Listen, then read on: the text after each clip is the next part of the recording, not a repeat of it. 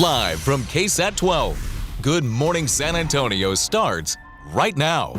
Well, the government shutdown continues what federal workers are up against, plus what local leaders are saying about that impact. And Senate Bill 2938 has hit its 1 month mark, aimed at helping incarcerated veterans. We'll get a look at what it's done for veterans in these last 30 days. And a case of rabies reported in Bexar County, what health experts are saying about how you can protect yourself and your pets. Hi, good morning. We made it to Thursday, October 2nd. And before we get to your top stories this morning. Have you heard the news that there are some Uncrustable sandwiches are getting a protein boost? Yeah, this is a real thing. So the On The Go brand has added 2 new products to its lineup, Uncrustables Bright-Eyed Berry and Up and Apple Sandwich. So the new flavors are peanut butter and strawberry jam or peanut butter and apple cinnamon jelly sandwich. Okay, so they boast 12 grams of protein per sandwich, as well as more fiber and whole grains than the existing lineup. All Uncrustables products are frozen and individually wrapped with no high fructose corn syrup, artificial sweeteners, or colors. So very popular among kiddos, but I'm most familiar, I guess, with the grape jelly kind of one. Sure, absolutely. Yeah. Are your kids fans? Yes, and my wife actually has been known to indulge every once in a while. But these new flavors, I mean, this could be a game changer. Yeah, it might be, because my daughter is not a fan. I wish she was, because it's like nice and easy. Like, yes. Here you go, and she just won't. Like so I love peanut butter sandwiches, period, like Uncrustables or not. But there you go, for your consideration. Yes, now. Breaking news. Okay, very good. All right, now that we've settled that, let's go outside and show you live cam here. And probably you probably could have taken live cam at this time yesterday, or this time tomorrow, or this time 3 days ago. I don't know. Justin Horn, I know you're in another pattern here. 7 days in the future. Yeah, it's all the same. That's okay, though. It's nice out there. We got temperatures in the 60s. And by the way, they have Uncrustables with the Nutella in the middle. Yes. Oh, game changer. Very good. Okay. Very good. I did not know about that one. Hey. Yes. But anyway, beautiful to start. We're going to go live for you outside. We got blue skies and temperatures right now 73 degrees at the airport, 73 in New Braunfels, 75 Converse. We got 64 in Boerne. So these temperatures are all up from where they were last hour, and we are rising quickly as we typically do. 87 noon time, 91 at 2 o'clock, 93 will be your high temperature today with partly cloudy skies. No rain to worry about, but we are mentioning the air quality, and the reason for that is it's another ozone action day, which means at maybe for a few hours this morning at some point, or later this afternoon at some point, we may see some elevated ozone, which can affect people with breathing issues or chronic issues. So we just want to make sure you're aware of that. Otherwise, air quality will improve Friday and Saturday. We'll take a look at that weekend, by the way, that forecast for you here in just a couple minutes. Thank you, Justin. Let's look out there with TransGuide right now. Looking over at I-10 at Woodlawn, looking very nice. Things are moving also there at I-35 and 37. No, crashes to be aware of right now. Just a couple of disabled vehicles. A little slower there at 35 and O'Connor, but overall, looking good this morning. And now to your top stories at 9. A horrific case of child abuse. This morning, 2 people, Christina and Jonathan Miranda, face capital murder charges for the death of their 10-year-old adopted son. The investigation dates back to September 24th when San Antonio police responded to a northeast side home. Inside, they discovered a child who had died. Investigators say the boy showed signs of long-term abuse and trauma, believed to have happened over the past year. There were also other children in their home. Police say they are speaking with them to see if there were any other signs of abuse. Well, this morning, the family of a 17-year-old girl who was shot and killed is asking for your help. 17-year-old Aliana Ujeta was shot and killed in southwest Bexar County. The sheriff's office says that she was one of the teenagers partying at a lot outside of an abandoned home on Lucky Road. Now, BCSO says the person who did this got away in a dark-colored pickup, but detectives think somebody in the crowd had to have captured what happened on camera or their phones. Aliana's family is asking anyone with video or pictures to come forward. So if you or anyone you know has that information about what happened, you can submit that anonymously to the Bexar County Sheriff's Office. The link to do so is at KSAT.com. Well, new details have emerged in the Robb Elementary School shooting. The Uvalde CISD just released a fresh set of documents and some video clips. You see there one of them capturing the gunman's entry and attack, and another shows officers' body camera footage. So also included are records from the termination hearing for then Police Chief Pete Arredondo and details about the principal who left after the shooting but has since been reinstated. Arredondo is currently awaiting trial on 10 counts of endangering a child. Now, a deadly night at a once popular Northwest Side Club is now the center of a murder trial happening this morning. Noah Patterson is accused of shooting and killing 21-year-old Devin Jordan King. So that happened after an argument escalated between two groups of people back in 2023 outside the Privat Club on the city's northwest side off UTSA Boulevard. Our Erica Hernandez is covering this case today on KSAT 12, and she will have what the defense's case is and why they believe Patterson is innocent. Well, with the government shutdown continuing, the Trump administration is now warning federal workers could face permanent job cuts. Now, previous shutdowns have typically led to temporary furloughs. The White House has also frozen $26 billion in funding for several states, a move that critics say targets Democratic priorities. Now, Democrats are pushing to extend expanded health care subsidies set to expire at the end of the year. Here at home, San Antonio city leaders say the impact should be minimal for now. So the short-term impact is nothing to us, but if we go past 2-3 months, we'll start to see some impacts.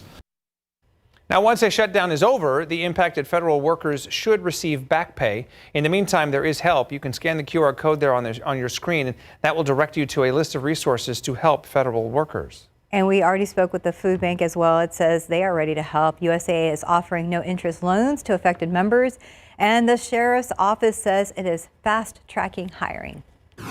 So following the federal government shutdown, states across the country have been scrambling to keep their national parks or their monuments open to the millions of visitors that frequent them.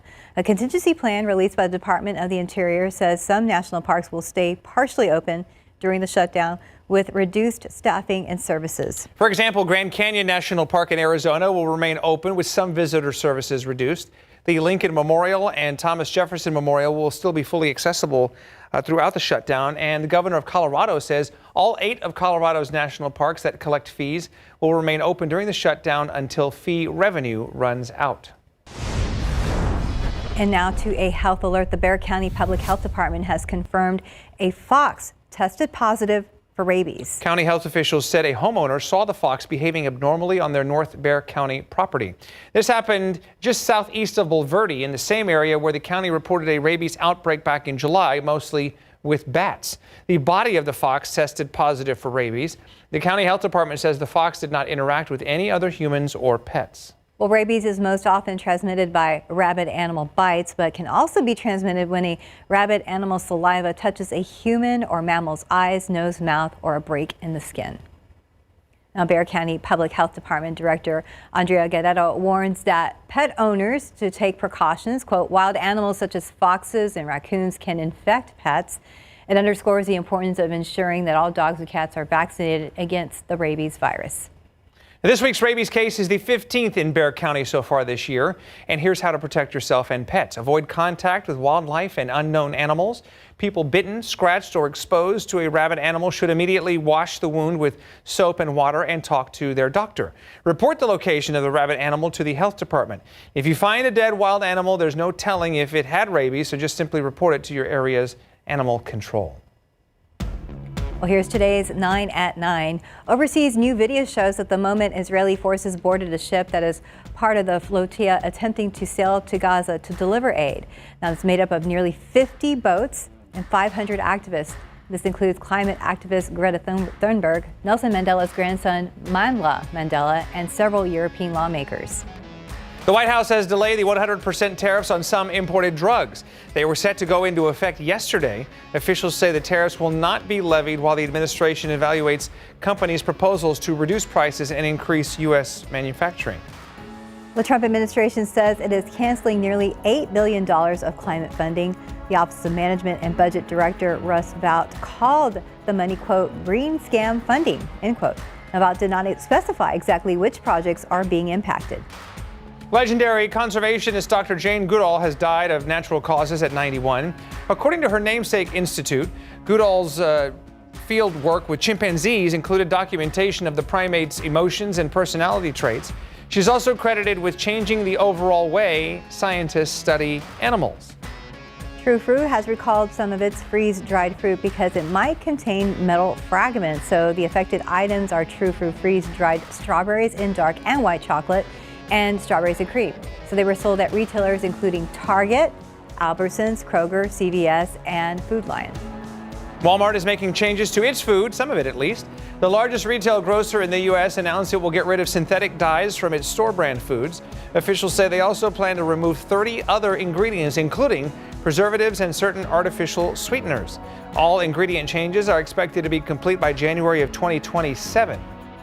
Well, gamers will have more options under a new Xbox subscription, but will also be paying more. Microsoft boosting the price of Xbox Game Pass Ultimate to $30 a month. The NBA and Amazon want fans to have more information during games. They're launching NBA Inside the Game, which will provide AI-powered stats about games, teams, and players while they are on the court. It will be available across all of the league's digital channels. And the world's first smart binoculars with augmented reality. It's still a prototype, but capable of identifying mountains and stars by name and distance. It is made by the telescope company Unistellar, and it's expected to be a hit with hikers, travelers, and astronomers. And by the way, we have an update. Today, they're taking pre-orders for $1,000. I was just going to ask, how much is it? Oh my goodness. And the final retail price will be $1,500. Okay, very, very in case costly. you're thinking for the holiday season. Well, maybe 5 holiday seasons combined for someone Make special. Easy payments, Yeah. right. All right, 9:09 right now, 73 degrees. It's still ahead on GMSA at 9. Well, the conversation continues over the use of phones in schools and whether or not your child can use one. Well, that depends on the district and why one district's policy looks different from others and why they're standing by their decision. And a law aimed at helping veterans in jail. We're going to get a look at its first 30 days and the impact coming up. Well, welcome back. It's 9:13 and it's now been 1 month since a state law aimed at helping incarcerated veterans went into effect. It's called Senate Bill 2938. So it requires sheriffs in Texas to verify the veteran status of inmates at county jails. And our Stephania Jimenez looks into how the law has helped veterans in these last 30 days. At least 218 veterans were locked up at the Bexar County Jail at some point between September 1st and September 30th of this year. And we know this because of SB 2938. It's given us a little more fidelity on our data. Keith Wilson is the executive director of the Bexar County Military and Veterans Services Center. Because of the law, the Bexar County Sheriff's Office sends him a list of veterans at the county jail every week, and his office uses that information to help veterans right away. And help them understand what resources out there, but also to start talking to them while they're in jail. I've got some social workers right now that are already working in the jail. Those social workers have confirmed something that many of us suspected. Homelessness is one of the biggest challenges for veterans at the Bexar County Jail. About 70% either have no place to go, are facing eviction, or are in some sort of transitional housing, temporary housing, shelters. Keith says others are out of work and or battling mental health or substance abuse, which is exactly why State Senator Jose Menendez wrote SB 2938. If you lose hope and you become desperate and you feel like there's no point in going on, that's when terrible things happen.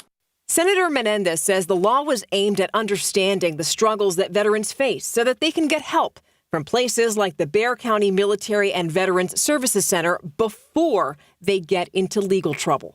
What does the success of SB 2938 look like to you? To me, the success would look like fewer veterans incarcerated. It would look like fewer veterans suicide. It would look like more veterans employed. And that was our Stephania Jimenez reporting. So that is the goal for all the stakeholders involved, including Bexar County Sheriff Javier Salazar. He sent us a statement that reads, quote, "We ask so much of our veterans and they deliver. Anything we can do to help them in a time of need, I am very much in favor of," end quote. Okay, a quick little housekeeping note. I'm going to take off in a few minutes. I'm going to go outside. I'm heading over to the Tobin Center because they're going to be presenting the money from that Together for Texas concert that we actually aired back in August. It's upwards of $500,000 for flood relief in the Hill Country. So I will be getting outside here momentarily. Yeah. Exciting. And it will still be pretty comfortable for the next hour or so. I think we're going to be outside at the Tobin. The plaza there. You'll squeeze it in before those temperatures get pretty hot. Yes. The drought monitor is in, guys, and it's not looking great. This looks a lot like last week, as the drought monitor hasn't been changing all that much. But I will tell you, this area here, we're starting to see dip now into severe drought. And that's kind of a change. So those areas around Gonzales, Stockdale, Luling. If you remember a couple days ago, we showed you that map where the 30-day rainfall, we've just had a big hole in this area. And so that's starting to add up, and we're sneaking right back into a widespread drought here. If you look at the bigger picture, up and down I-35, Austin and San Antonio, back along Highway 90 and back out in the far west Texas has been one of the harder hit areas. Now the Hill Country is still doing really well. Obviously they got a ton of rain, more than they needed, but that's how it goes. And so drought, getting a little bit worse. This is the air quality map. And this shows where air quality is starting to come down. And I will tell you, right here around San Antonio, where you see that darker yellow, if that sneaks into the orange colors, which is kind of the next step there, then we will have some sensors showing some higher levels of ozone. And if you remember, we talked a little bit about this off the top of the show. We haven't seen a lot of ozone issues, but today is an ozone action day. And if you have breathing issues, this is something you do want to keep in mind. Elevated afternoon ozone is possible, and those with respiratory illness need to use caution. This is just for a few hours during the afternoon, but it's possible that we may see it sneak into that unhealthy for some category for a couple of hours later today. Tomorrow and Saturday look much better when it comes to air quality and with regards to ozone. So good to see that. All right, high temperatures today across the country. Really impressively warm, not only in Texas, but all the way up into Minneapolis, Pierre, South Dakota, Omaha, Nebraska, Chicago, 81 today for early October. These are really warm numbers, so we're not the only ones dealing with this above average heat. And I wish I could tell you it's coming to an end. It is not. You look at the extended forecast here for October 8th through October 12th. This is from the Climate Prediction Center. And basically what you're looking at here, the darker the red, the higher the likelihood that you will have above average temperatures. So really a large portion of the country, it's almost a certainty as we get into next week that temperatures will be above average. So there's no sign of a cold front, at least not yet.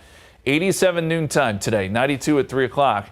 93 will be our high temperature, and then we'll sneak back down into the 80s tonight at 8 o'clock and 86 at 9 p.m. Futurecast shows partly cloudy conditions today. Then as we get into tomorrow, partly cloudy again, but the one change, this is 2 o'clock tomorrow, by the way, we start to see a couple of sprinkly showers show up. Could we see one affect San Antonio?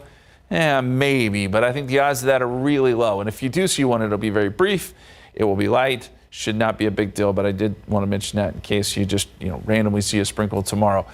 92 degrees tomorrow, 10% chance of rain, 92 Saturday, 93 Sunday, partly cloudy. And then look for another very small chance of rain on Monday, 91, 93 Tuesday, 93 Wednesday. Those are the hot temperatures we talked about next week. And yes, I wish so badly that we had a front in the forecast somewhere in there. It's just not in the cards yet. And we'll get there. We'll get there. Usually, especially by late October, it's almost guaranteed we'll get some sort of front. Yes, but for now, we will hope for that random sprinkle somewhere in the sky. That's all I can give you. Yeah. Thank you, Justin. Very good, sir. Okay, 9:20, 73 degrees outside. Well, Meta's about to use what you say to its AI chatbot to show you more personalized ads. We're going to explain how you can still have control of what is shown after the break. And McDonald's is celebrating the upcoming spooky season with the return of a very popular item when you can get your hands on a Boo Bucket coming up. Welcome back. It's 9:24, and soon Meta will be using your conversations with its chatbot to try and sell you stuff, of course. Plus, an iconic spooky season tradition is almost back at McDonald's. I know you're fired up about that. Those are some of the stories with today's business headlines, and Maribel Aber. Let's break it down. The Labor Department is actually unlikely to share its monthly jobs report tomorrow due to the government shutdown. But according to payroll company ADP, private payrolls plunged in September, down by 32,000. Job losses were widespread across industries, but some of the largest declines were seen in leisure and hospitality. Meta's AI chatbot will soon start to personalize your ads based on what you say to it. Users will see notices of the change next week. It won't kick in until December 16th, though.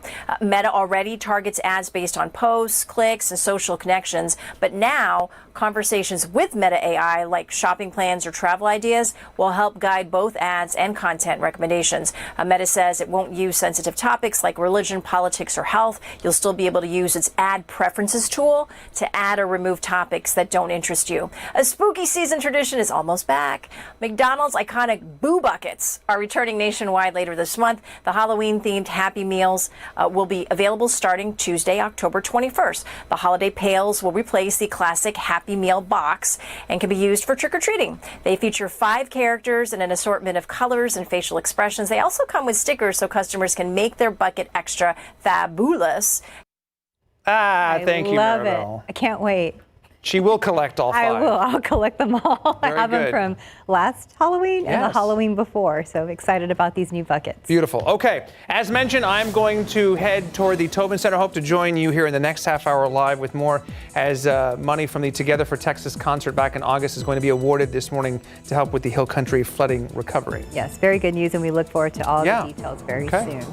Well, coming up, Texas Attorney General Ken Paxton says public schools must display the 10 Commandments in every classroom.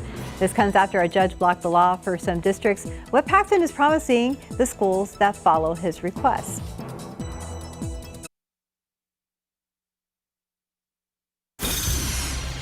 Welcome back. It's 9:30 now, and this morning the Texas Education Agency is investigating Northeast ISD's cell phone ban policy. That's after receiving a complaint that it does not comply with a new controversial law. Now, the district's current policy bans cell phones during class. However, it allows them during lunch or passing periods. And as KSAT's Madeline Lambert reports, the TEA wants the district to tighten its policy and ban phones throughout the entire school day. The controversy around cell phones in schools has been growing over the last few months in Texas. Now, with the TEA investigating Northeast ISD's policy, we want to see what parents think about it all. I know for my teenager, he is always on the phone, and he's constantly during the day even texting me, and I wonder why phones are allowed in the first place in the school. I understand for emergency purposes, but they shouldn't be used freely like that, in my opinion. What if an emergency does occur? What are the students going to do? They're not going to automatically tell us. They're going to want to try to handle the situation on their own. I think our kids have the right to be able to call us as parents to be notified. Some say they like the district's cell phone ban policy as it is. The current policy seems to be going well with us, as long as we can reach the child after school, or in the case of an emergency at lunch or something like that. I don't think a total ban necessarily is necessary. Northeast ISD Superintendent Dr. Sean Micah defends the district's current policy and says it was implemented according to the law, which does not clarify when cell phones may be allowed to be used. When those things are not defined by law, then the locally elected board can define that. That is their authority to do so. Dr. Micah says he is responding to the state's concerns, but he doesn't see anything wrong with the current policy. In the next session, if they want to, as a legislature, come back and define those terms, then we're going to do what we've always done as a district and comply by the law. The Board of Trustees are expected to meet Monday to discuss the investigation. Madeline Lambert, KSAT 12 News. Well, Texas Attorney General Ken Paxton is telling public schools that they must display the 10 Commandments in every classroom.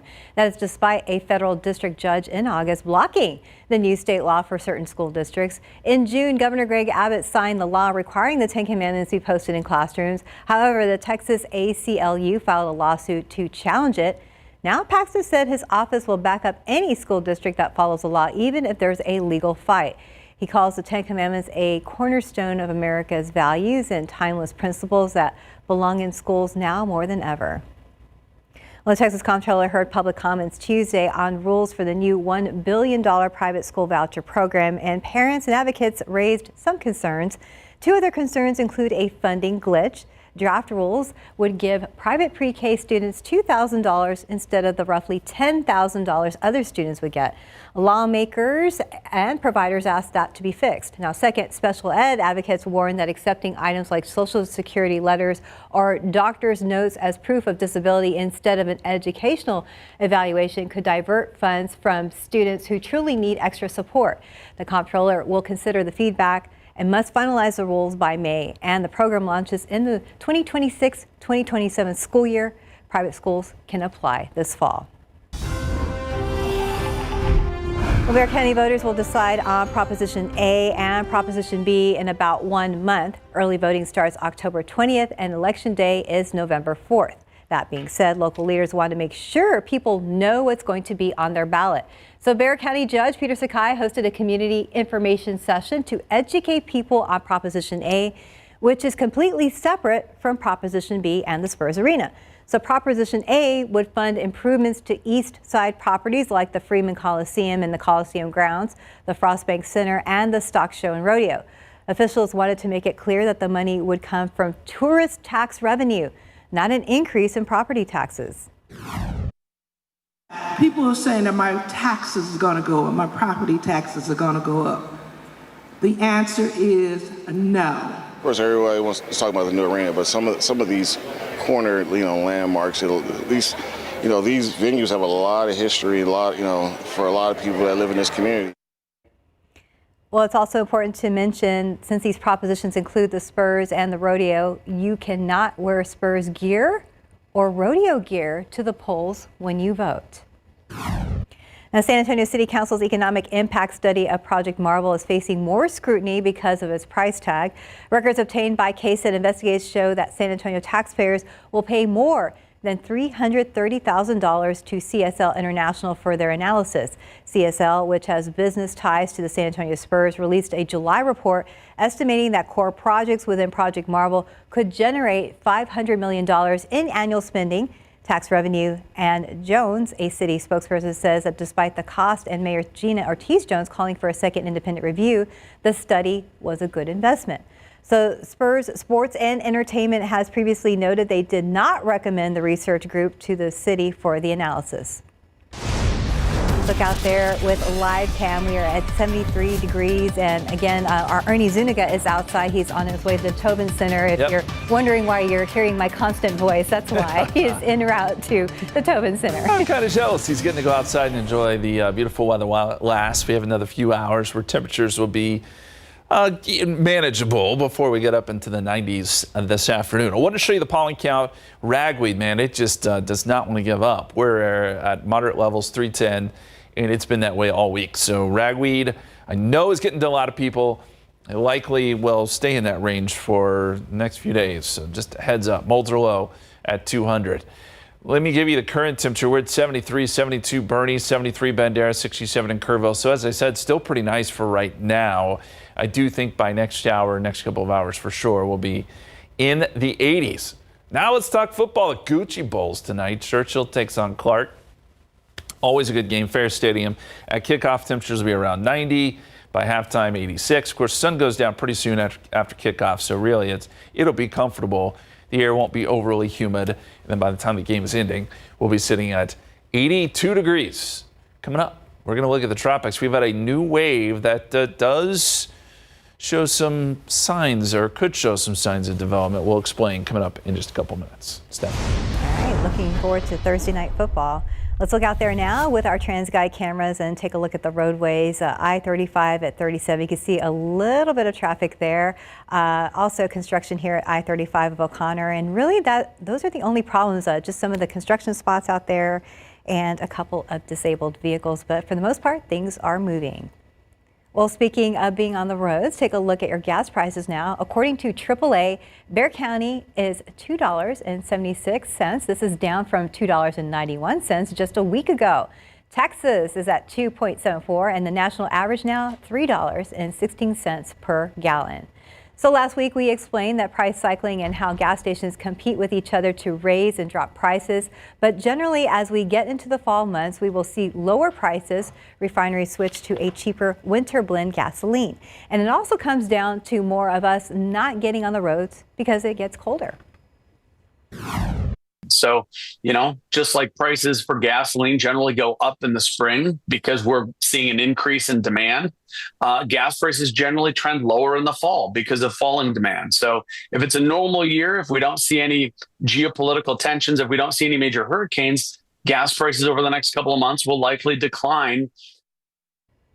Well, we are told that overall gas prices should be very affordable this fall, but we are still in the midst of hurricane season, so that's also a concern, especially along the Texas Gulf Coast. Well, looking ahead, we at KSAT hope you can join us next Saturday, that is October 11th, at the Rocket La Cantera for the Light the Night event. So the hundreds of lanterns will illuminate the sky to celebrate and honor and remember people impacted by blood cancer. Our Daniela Ibarra will be emceeing this event. And here's some good news for San Antonio families. University Health and Bexar County are bringing back their free drive-through flu shot events. So this is the 6th year that they have teamed up to make it easy for everyone to get protected. The flu shot event is open to adults and kids 6 months and older. You'll need to register though before you go. Each event will run from 8 in the morning until noon. Well, the time now is 9:39. We're at 73 degrees for now. You are watching GMSA at 9.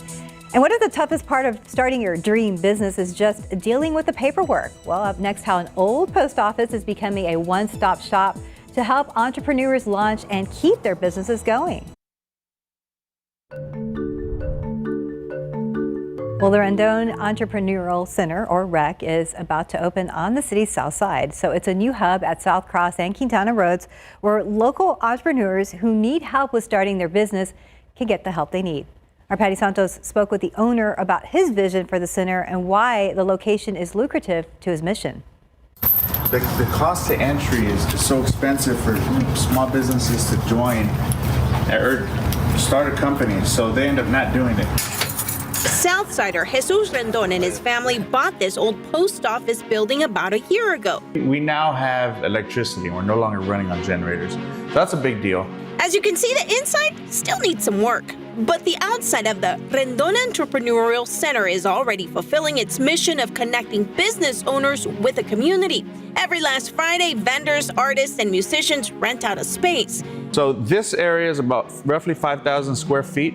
By November, the inside will be ready too. This whole area here are in the front are all offices. Offices in a space where South San Antonio area neighbors who have a business idea can get help registering it with the state, filling out paperwork for an LLC or nonprofit, cultivate a business plan, or even rent out a podcast room. Do you already have businesses that are interested in moving in? We have 4 businesses that have verbally said they would move in once we're ready, once we have HVAC, once we have the functional needs for a facility. The first business conference is scheduled for mid-November. There's no entrepreneurial centers south of Highway 90. Rendon says a survey by the nonprofit Southside First, which promotes economic development, shows there's a thirst for this kind of investment in his community. Ultimately, it takes a community to have these things happen. Have a good one, brother. Well, Rendon and his wife, they are both graduates of South San High School, and they live and work in the area. So their goal is to help uplift his community by creating spaces and opportunities like this for all of their neighbors. Very good to get them out there. And the space looks neat as well. Yeah, what a cool idea. Yeah. I like just the forward thinking.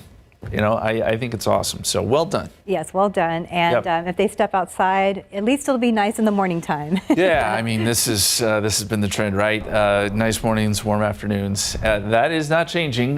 We are going to turn our attention though to the tropics, Imelda, which is holding on. Just barely. Winds are at 80 miles per hour, but this looks like a pretty ragged system as it's now getting sheared. It's moving into cooler waters. It will not be a problem for much longer. Of course, Humberto's already gone away, so we can say goodbye to these tropical systems. It's really, other than Bermuda, didn't have a whole lot of impact on landmass. But as we look at the big picture here, there is a A little bit of a swirl out towards Florida that may move into the Gulf, but there is just a very small chance of development here, just 10%. So that one I don't think we need to worry about. This area of yellow you see here is for a wave that is coming off the coast of Africa. It's not there yet, but once it makes it to this territory, there could be some development. There's a 20% chance of that, according to the Hurricane Center, over the next 7 days. This will be a very slow process. But it is intriguing because this is a little bit further south. There is a chance this could make it into the Caribbean, which we really haven't seen this year, by the way. Almost all of our storms have been pulled up to the north, so it's worth watching. I'm not saying, that it's for sure going to move in the direction of the Caribbean, but I think we need to monitor it, and we will. Outside right now, 73 degrees at the airport, 73 in New Braunfels, 75 Converse, 73 Bernie. It's a great morning. Temperatures have already kind of turned that corner and are on their way up. So by noontime, we'll be at 87, mostly sunny, and then partly cloudy as we get into the afternoon. 91, 2 o'clock, 93, and 4 p.m. in 93 will be our high temperature today. As far as rain chances go, we're talking minimal here, minimal. We showed you the drought monitor earlier. We need the rain. It's just not in the cards. We have a very small chance tomorrow, a very small chance on Monday, but this is not the kind of rain that would fill up your rain gauge. It'd be a very brief shower, if that. So with that in mind, I want to show you the Texas burn bans. We still have many counties here in our viewing area with burn bans in place, especially around the San Antonio metro area. And it stands to reason. Things are just really starting to dry out again. That drought monitor showed us extreme to exceptional drought in many spots, and that drought is starting to expand east. So just know that this is very much a problem still, and you'll find scattered burn bans across the state, but really a pretty good concentration here around San Antonio. And as I said, it makes sense. All right, rain tomorrow, maybe. We showed you that 10% chance. Let me show it to you here on the Futurecast. And it does show that we'll get some clouds rolling through tomorrow afternoon. This is around 2 o'clock, and it paints a picture of maybe a shower or two showing up. But this is, again, the kind of rain that would be, maybe last a minute or two and then kind of fall apart and move along. But I do think the authority radar could reveal a couple showers tomorrow. So 10%, 92. You're planning out your weekend. 90s both days. No issues, partly cloudy skies. And then again, maybe on Monday, another very small chance for some showers. And next week looks generally pretty quiet. All right, we'll take quiet. We'll dress for the 90s, but not the decade, the heat. There you go. For sure. 90s was a rough decade style-wise, I think. Yeah, it was. Although, some of it's coming back. Let's check in with our friends at SA Live. Are y'all, have any 90s stuff on you? I love the 90s. Right? Yeah, it was a good decade. Yeah, and it always comes back, like you said, Stephanie. What about, did you have a car in the 90s? Did you name it? Today's National Name Your Car Day. Oh. And so this is a fun one. People are chiming in. Do you guys name your car? Or your vehicles? Tell me what they are. Yeah, my car is a Sally, because it's a black car. It's like with The Nightmare Before Christmas, Sally, Jack and Sally. So cute. Sally, yeah. I thought you were saying Mustang, Sally. Oh, yeah, that's true. I don't have a current name for my current car, but I had a Maxima for many years, a Nissan Maxima, and her name was Maxine. Aww. And that's what all my friends called it, too. Maxine. Yeah. Yes, it's nice to tie in the make of the vehicle, right, with a fun name. Yeah. A lot of people have a story with it too. So we want to hear from the viewers. Scan the QR code, weigh in. My current vehicle, I don't have a name, but when I was younger, it was Betsy from my Tacoma. It was just the first name that popped in my head. So it's fun. It's fun. Come on, Betsy, let's go, right? So all right, guys. Well, we'll see you here in a bit. Now we're talking decorations. Look how beautiful. We've got Maddie Mac Boutique in the house. Maggie is here with me, and we're talking Halloween glam. Yes. You can be glamorous, there's spooky, and then there's glam Halloween. Yes, look how cute. This is just a few of so much that she brought with us today, including a fun way, if you have some ties, maybe somebody in the family and you have a bunch of their ties, and how you can accessorize. Can't wait to show you those, and they are revamped as well. And if you're looking for something to do with the kiddos, we're taking you to the Magic Theater, where they are doing Red Riding Hood a different way. I can't wait to see this story. It's the classic tale plus Pilates. Okay, it's a Jada Pickett, and she is trying Pilates with some of her friends, guy friends, by the way. I can't wait to see this one to see if they can handle it. It's pretty tougher than most people realize. And it's being called the best elevated Filipino breakfast in the entire city. We are sampling. I can't wait to try that. And if you are looking to elevate your yard, we're showing you some easy DIY Halloween decorations on a budget. You know, we got to keep those budgets in line. So that is coming up and much more right here on SA Live. Don't forget to chime in. What is the name of your vehicle? We want to know. It's National Name Your Car Day. We'll see you in a bit.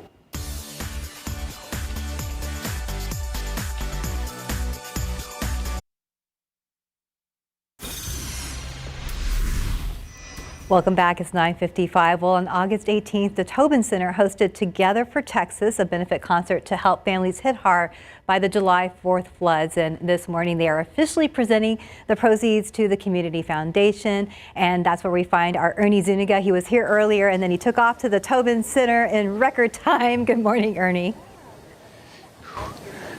No traffic laws were violated on my way over here, but it is great to be back at the Tobin Center. And I was just telling Mike Fresher here, the president and CEO, I love how the building casts a massive shadow here, so there's no sun. It literally is a beautiful morning to be out here, and we're just minutes away from making it official with the presentation. Absolutely. We're really excited about the Together for Texas event that we had, and we have the Area Foundation from the Texas Hill Country here to present them a check for the proceeds from the event. I know KSAT 12, we were honored. I was here that night, and we were honored to broadcast that live. And behind us, as we speak, there's a slideshow, and we're getting all the feels here and reminiscing on what an amazing night that was. Yeah, it was really a coming together of the community, artists, sponsors, neighbors helping neighbors. And, you know, as a nonprofit ourselves, we know the struggles that, you know, a nonprofit can have in times of emergencies. And so we stepped right in, and we wanted to make sure that we had a unique position, and we were in a unique spot to be able to do this. You brought up an interesting point a little while ago in terms of just the idea of a nonprofit helping out another nonprofit when all this craziness was happening in an effort to try to raise money for the people in the Hill Country. Right. I mean, we do that ourselves for our own programs, but this kind of took over, and we said we're going to put ourselves aside here, and we need to help out the folks that have been so devastated on that July 4th day. Yeah. What was your key takeaway from that night in the sense of, hey, maybe we can do this again in the future? God forbid there's other calamities and stuff, but that you know you can do something, a 3-hour live event that can be televised with an all-star cast. Again, because we do what we do 2 times a day, every day, we have 2 events in the building every day. This wasn't a big lift from a building perspective. It was really pulling the artists together and the comedians together and you know, partnering with you all on it that gave us confidence that if in the unlikely event and unhopeful event that this happens again, we could do it. So we're still hearing stories, and we're telling stories of people in the Hill Country that are still, we're almost, 3 months out from the floods, that are still hurting, still having a hard time, still trying to rebuild. As much as you can say without spoiling anything, what is about to happen here at 10 o'clock? We're about to present a sizable check to the Community Foundation for the Texas Hill Country that's going to help them continue to help people that have been affected. It's not over. There's a lot of folks out there still suffering, and so we want to actually lend our power and our name to really put a spotlight back on it. Well, I know their CEO just walked in and everybody's taking their seats, so we're going to get sit here. So really appreciate you doing this. It's a beautiful morning to be out here at the Tobin Center once again. And thank you for going back to August for all your help and making it happen and partnering with us at KSAT 12. All right, thank you for everything you guys did too. All right, Mike, we'll let you get in place. Mike Fresher there, the president and CEO of the Tobin Center. A couple dozen people here, including some leadership from the Tobin Center and again the Community Foundation of the Texas Hill Country. Again, in just a few moments, they will gladly accept that check.